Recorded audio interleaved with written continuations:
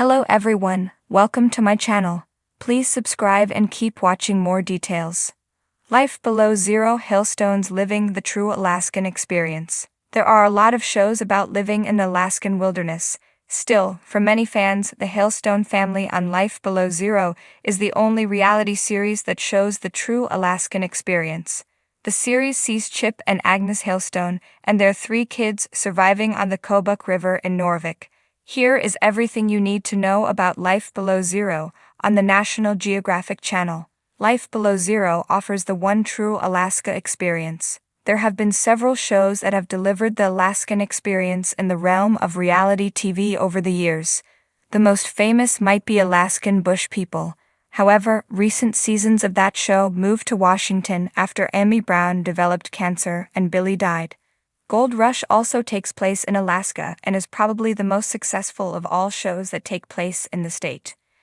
Add in shows like Deadliest Catch Alaska, The Last Frontier, Bering Sea Gold, The Last Alaskans, Iced Road Truckers, Yukon Men, and more, and there is a lot to choose from.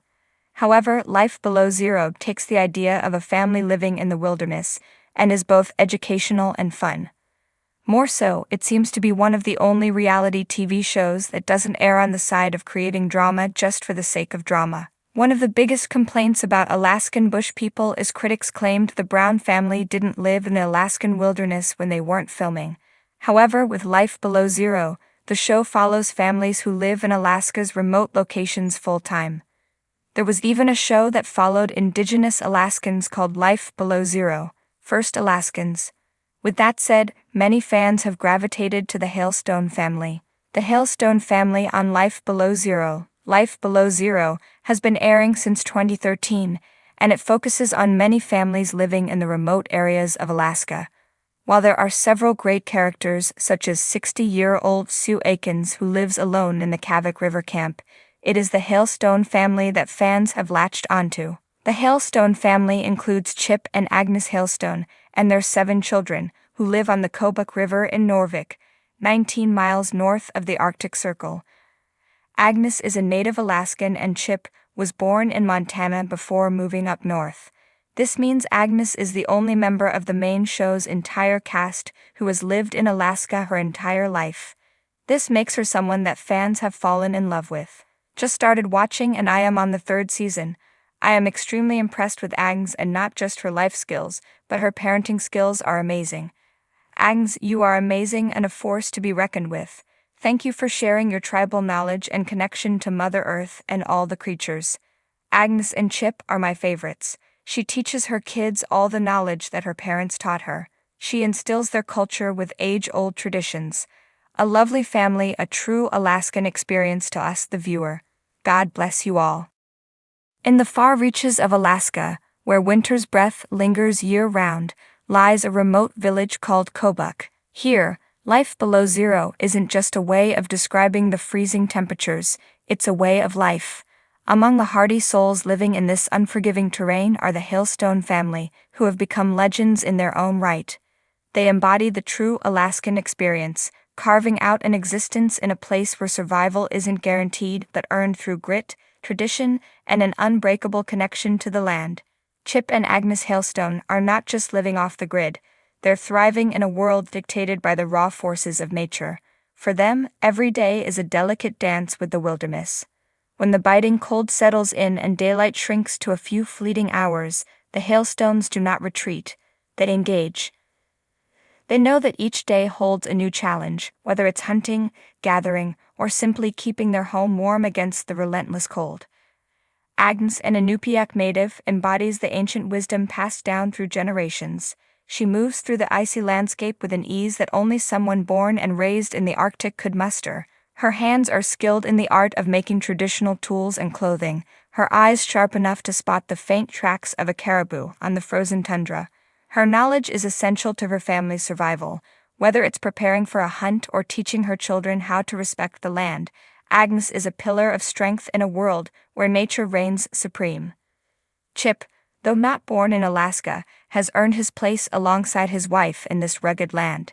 He's learned from Agnes and the elders of her community, gaining the skills needed to live in harmony with the wilderness.